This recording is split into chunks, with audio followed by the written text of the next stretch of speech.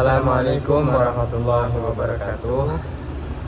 Saya Haris Madam Medin Zibwa dan rekan saya Jannata. Kami dari Universitas Islam Negeri Sultan Taha Saifuddin Jambi. Di sini kami membuat video ini untuk memenuhi tugas ujian akhir semester mata kuliah usul fiqh dengan materi qiyas. Baiklah, langsung saja kita ke video. Oke saudara, di dalam kitab As-Sulam itu terdapat bab qiyas.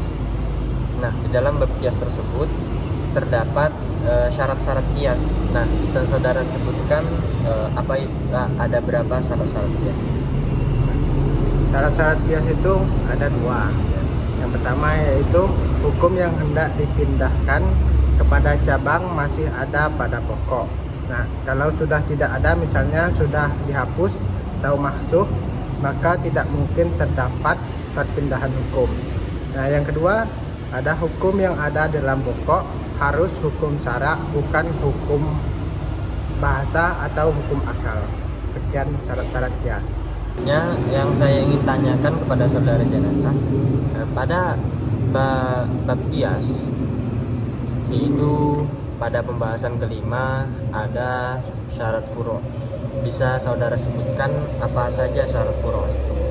Nah, syarat-syarat furu' itu ada 4. Yang pertama yaitu hukum cabang itu tidak lebih dulu adanya daripada hukum pokok. Terus yang kedua, cabang tidak mempunyai kekuatan sendiri. Terus yang ketiga, ilat yang terdapat pada cabang harus sama dengan ilat yang terdapat pada hukum pokok. Terus yang keempat, hukum cabang harus sama dengan hukum pokok. Itulah syarat-syarat furu'. Saudara Janata, pada pembahasan ke-6 yaitu syarat ilat. Nah, bisa saudara jelaskan tentang syarat ilat tersebut ada berapa? Nah, di sini syarat-syarat ilat itu ada dua. Yang pertama, ilat itu harus berupa sesuatu yang terang dan tertentu. Terus yang kedua, ilat tidak berlawanan dengan nas. Apabila berlawanan, maka naslah yang harus didahulukan. Sekian syarat-syarat ilat. Ya baiklah saudara Janata, di dalam bab qiyas itu kan terdapat macam-macam qiyas. Nah, bisa saudara sebutkan ada berapa macam-macam qiyas tersebut dan coba berikan contoh dalilnya. Macam-macam qiyas itu ada 4. Yang pertama qiyas aula, yang kedua qiyas usawi, yang ketiga qiyas dilalah, dan yang keempat ada qiyas sibhi. Dan dalil dari qiyas aula yaitu fala takul lahuma ufiw wa la tanharhuma wa qul lahuma qaulan karima.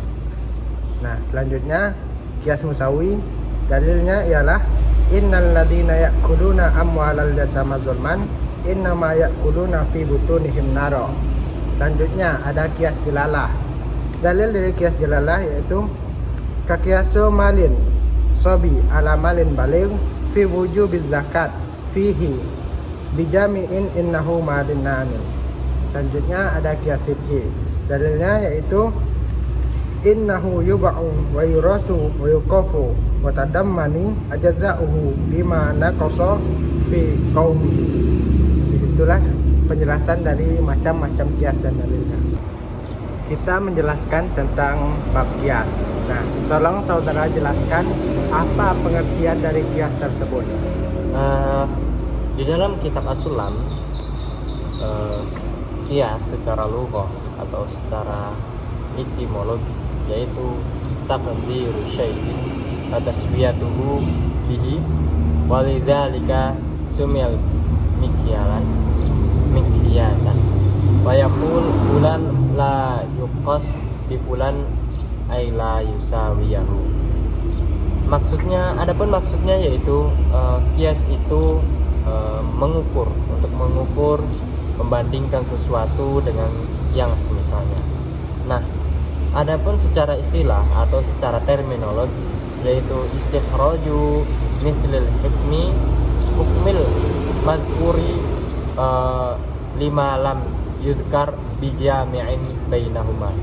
Nah, secara terminologi yaitu menyamakan sesuatu yang tidak ada nas hukumnya dengan sesuatu yang ada nas hukumnya karena adanya persamaan illat hukum illat.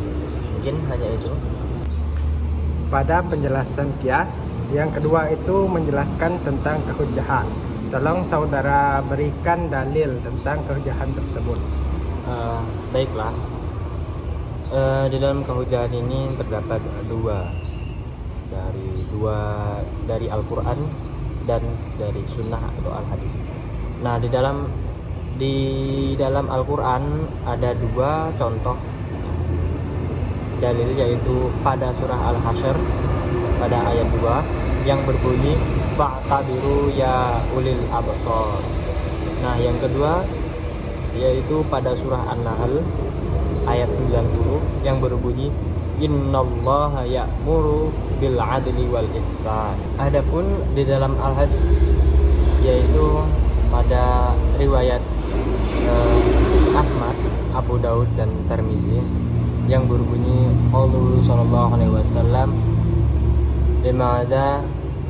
lima ba'ithahu ila yaman kaifa taqdi idza arada laka qada qala qadi bi kitabillah qala fa illam tajid fi kitabillah qala fa bi sunnati rasulillah qala fa illam tajid fi sunnati rasulillah wala fi kitabillah qala ajtahidu ra'yi wala alu qadaraba rasulillah sallallahu alaihi wasallam sadarahu wa qala alhamdulillahilladzi waffaqa rasulillah lima yurdi rasulullah. Dalam bab kias ada terdapat penjelasan tentang rukun-rukun kias. Tolong saudara jelaskan apa saja rukun-rukun kias tersebut. Oke. Rukun kias itu ada 4. Yang pertama asal atau usul. Yang kedua yaitu ada furu'. Yang ketiga yaitu illat dan yang terakhir yaitu hukum.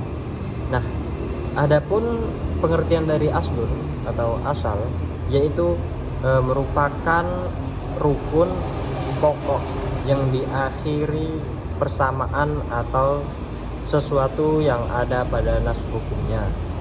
Nah, yang kedua yaitu ada furu'. Furu'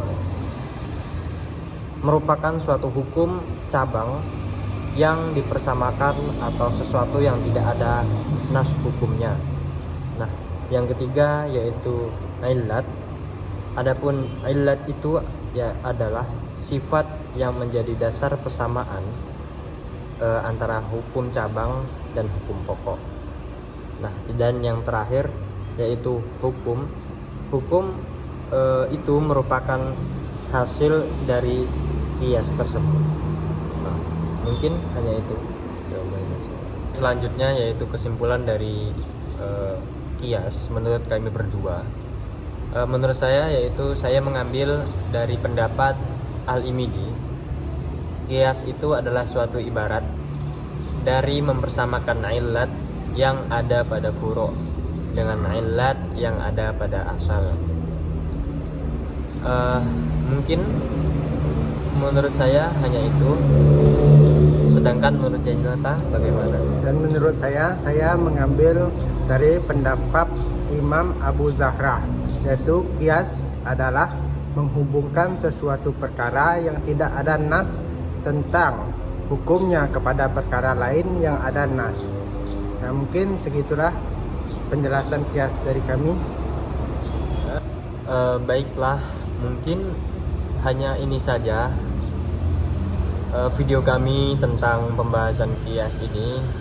Lebih dan kurangnya kami mohon maaf. Saya Harisma Ramadhani dan rekan saya Janata. Kami akhiri. Wassalamualaikum warahmatullahi wabarakatuh.